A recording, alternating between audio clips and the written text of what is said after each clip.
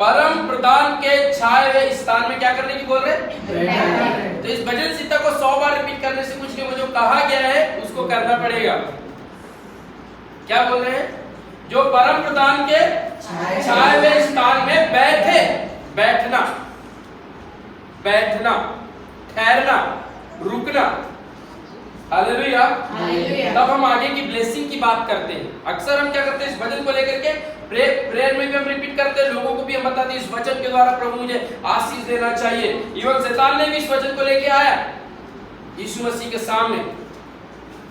11 पद को पढ़िए और बाद में आप उसको लूका और मत्ती में भी पढ़िएगा। हाँ पढ़िए। क्योंकि वह अपने दूतों को तेरे निमित्त आज्ञा देगा कि जहाँ कहीं तू जाए वे तेरी रक्षा करें।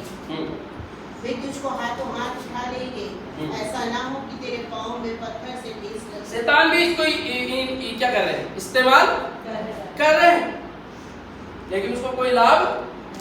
वो यीशु मसीह को बोलते हैं तू झुक के मुझे, तो इस वचन को इस्तेमाल करते हुए कहते हैं तू यहाँ से अपने आप को गिरा दे, तू पत्थर को रोटी।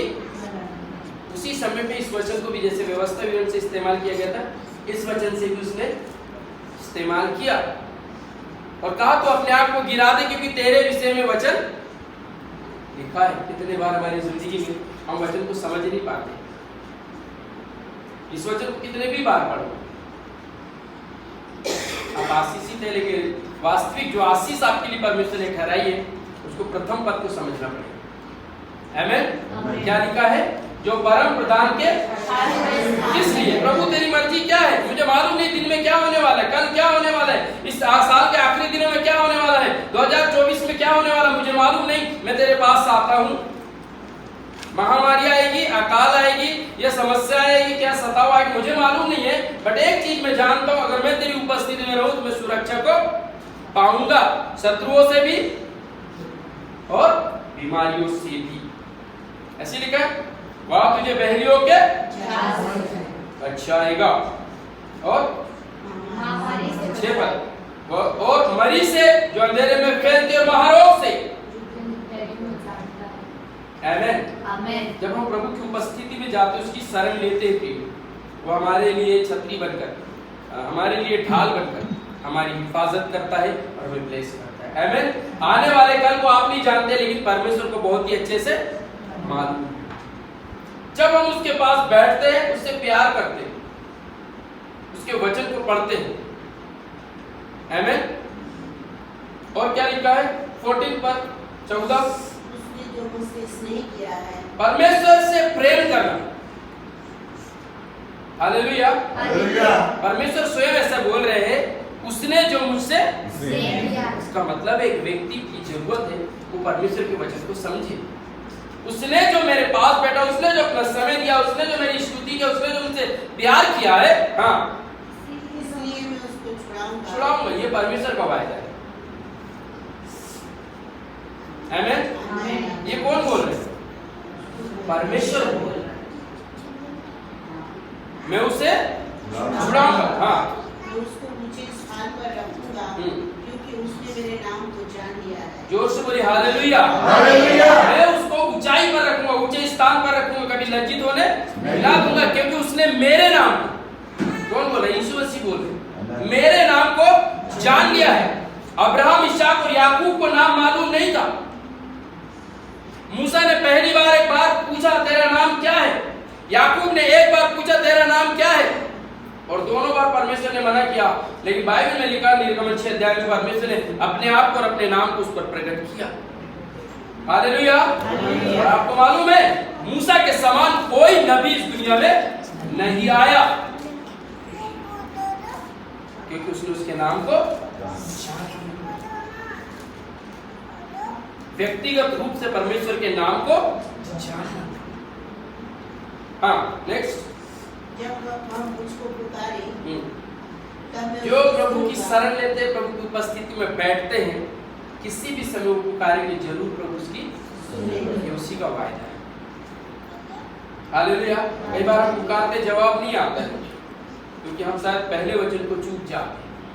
पहला वचन कहते हैं मेरे साथ बैठने से किसी भी विपत्ति में यदि तू पड़ जाए, वहां भी पुकारे तो तेरी सुनूंगा। याकूब के बच्चों ने, आज हम पढ़ेंगे, उत्पत्ति की किताब में लिखा है शकेम नगर के लोगों को मार दिया। और जब उन्होंने, याकूब डर गया, उसने बोला ऐसे में तो तुमने मेरी जिंदगी को काहे डाल दिए, खतरे में डाल दिया है, अब बचने का कोई चांस नहीं। अगर आजू बाजू के सारे नगर के लोग इकट्ठे हो जाए तो मेरा बहुत कुटुंब छोटा है, मेरे पास बहुत ही छोटी सामर्थ्य, हम तो मर जाएंगे। परमेश्वर की प्रभु की उपस्थिति में गया बेतेल, परमेश्वर ने बोला यहाँ से उठ और बेतेल को जा, ये वो स्थान है जहाँ पे तूने मुझसे वाचा बांधा था, ये वो स्थान है जहाँ पे मैंने तुझसे बातचीत की, ये वो स्थान है जहाँ पे मैंने तुझसे तेरे साथ में वार्तालाप किया, दर्शन दिया। वो वहां जाता है और फिर वहां परमेश्वर उसके नाम को बदल देता, आज से तेरा नाम याकूब नहीं इस्राएल रहेगा। हालेलुया। दूसरी बार दर्शन देके परमेश्वर उसको आशीष दिया, लिखा है और मुझे पुकारे मैं उसकी संकट में सुनूंगा, संकट में उसके साथ रहूंगा, मैं उसको बचाकर उसकी महिमा बढ़ाऊंगा। आखिरी पद, जोर से बोली हालेलुया। एक भी विश्वासी अपने लिए कभी गलत अंगीकार नहीं करना। परमेश्वर स्वयं दीर्घायु देने वाला, स्वयं परमेश्वर का वायदा है, मैं अपने लोगों के क्या कर दूं, दीर्घायु, तुमको आशीष, तुमको मालूम होना चाहिए वे ब्लेस्ड आशीषित लोग हैं। कम उम्र में या कई बार हम कम गलत बातों को अंगीकार करते और सोचते शायद ऐसा अब तो मुश्किल है। मुश्किल क्यों है? ये वचन आपके और मेरे लिए ही है, विश्वासियों के लिए, परमेश्वर के लोगों के लिए, परमेश्वर की प्रजा के लिए। वो उन्हें दीर्घ आयु जरूर देगा। आमेन, आमेन।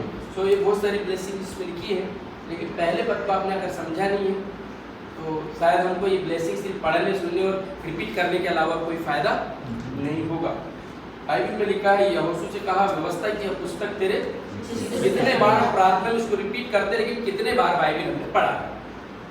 सवाल, कितने बार हमने इस वचन को प्रार्थना में रिपीट किया, सिखाया और हमने सीखा भी है और कई बार उसको अंगीकार भी किया है और इवन उनको सबको बाय हार्ट है आज भी। वो यहोशू एक काम पे क्या लिखा है?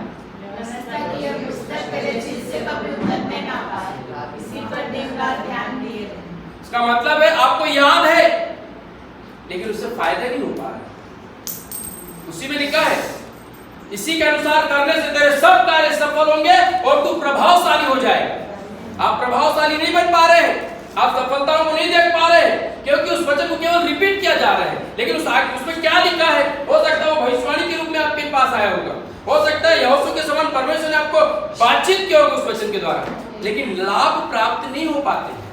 क्यों? क्योंकि वहां कुछ आदेश है, पासवर्ड मालूम है लेकिन ओपन नहीं कर रहे। बाइबल आपके पास है लेकिन उसको पढ़ नहीं रहे हैं, आदेश आपके पास है लेकिन उसका पालन नहीं कर रहे। परमेश्वर की इच्छा आपको मालूम है लेकिन योना के समान रास्ते बदल, तब परमेश्वर का वचन आपको बताता है। आमेन। क्या बोल रहे हैं?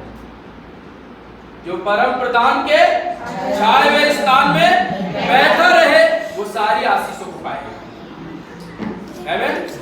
ओके, प्रभु इस वचन पर आशीष दे। एक बार फिर से इसको पढ़िएगा, सारी ब्लेसिंग को एक तरफ राइट डाउन कीजिए, लिख लीजिएगा और बोलिए प्रभु मैं आपकी उपस्थिति में बैठता हूं, ये सब आशीष मेरी जिंदगी में आना चाहिए। आखिरी पद तक, आखिरी पद तक वो आपका क्या कहना चाहिए भाग है, परमेश्वर का वायदा है। ये परमेश्वर स्वयं आपको उन ब्लेसिंग के लिए निकाल कर अलग किया है।